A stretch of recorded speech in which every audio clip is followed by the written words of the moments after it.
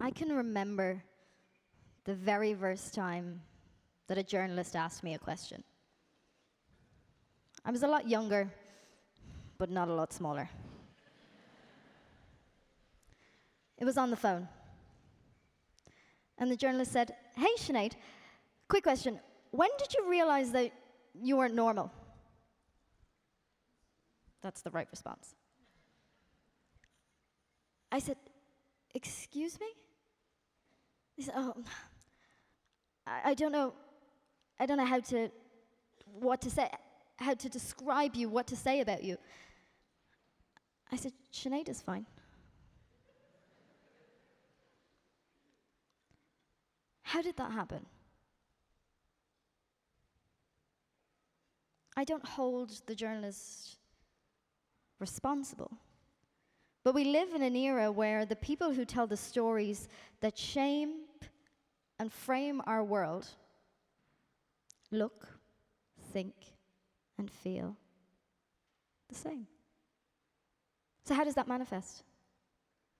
It comes about that the stories we tell broadly and the information that we consume not only is lacking in validity and we're veiled as to what's true and what's not, but we debate the existence of people from polar opposite ends of the conversation as if they're not people at all.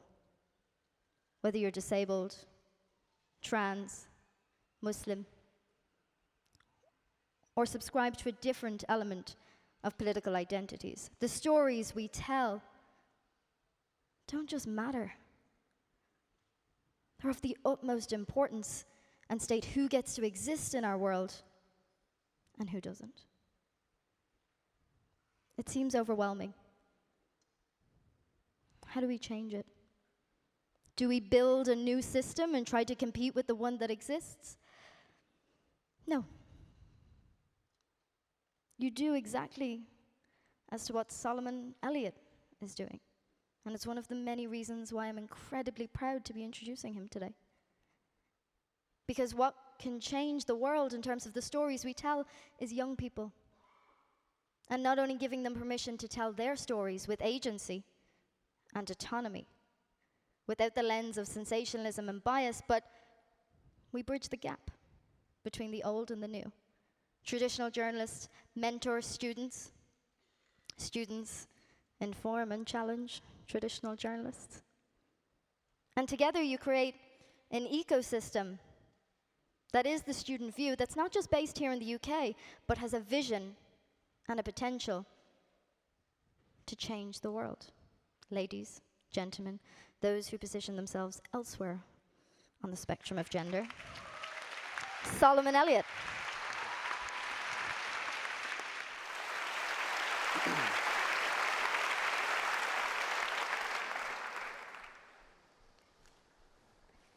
I still remember the sense of anger I felt when Katie Hopkins, a UK national journalist, likened African migrants to cockroaches.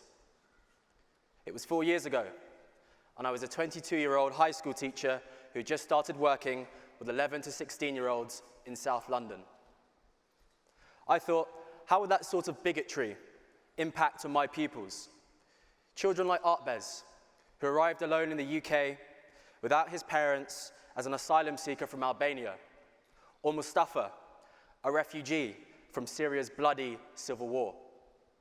How could I explain to those kids why some in our country saw them just as immigrants, draining the wealth of the public purse? And then I thought about my own mother, a child refugee of the Nigerian civil war. When she came to England, aged 10, in 1969, she had little formal education and couldn't speak a word of English. Refugees and their descendants are resilient, brave, and bold, and we are not cockroaches.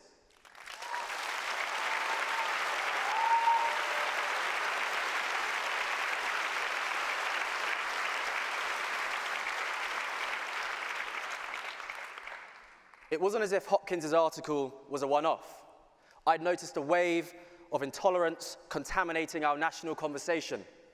Stories suggested the rise of multicultural Britain was damaging the country, and our nation's Muslim community sided with ISIS supporters and would even hide them from the police.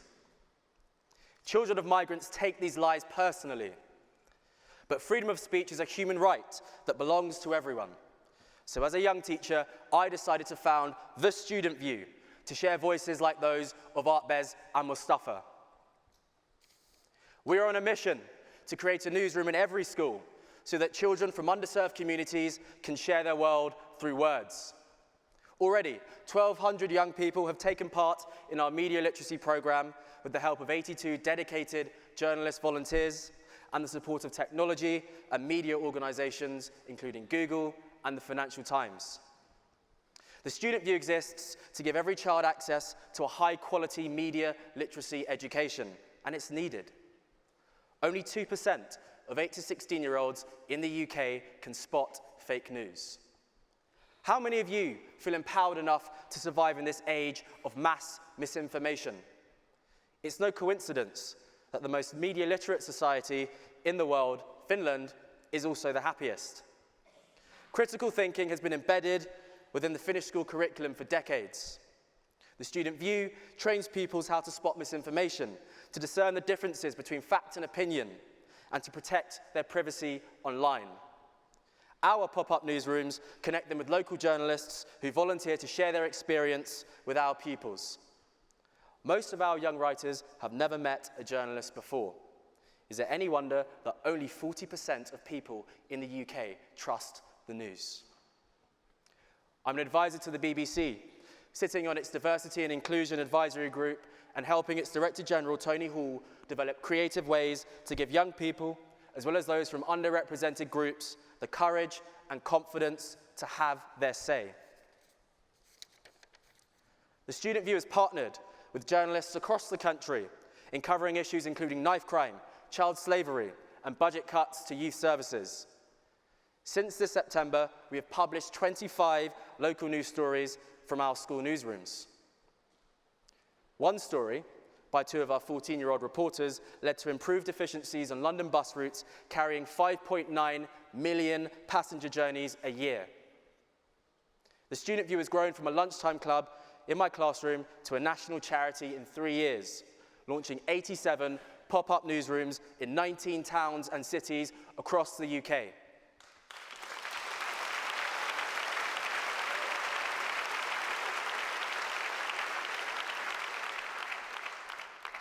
And we have been named by the Global Youth and News Media Prize as the world's best media literacy program.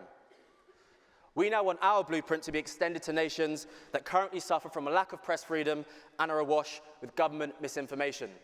We've still got some work to do here in the UK as well. Because history shows us that the strongest democracies nurture their young people to become active and thoughtful citizens. And to do that, young people must be able to both recognize and value the truth. Thank you.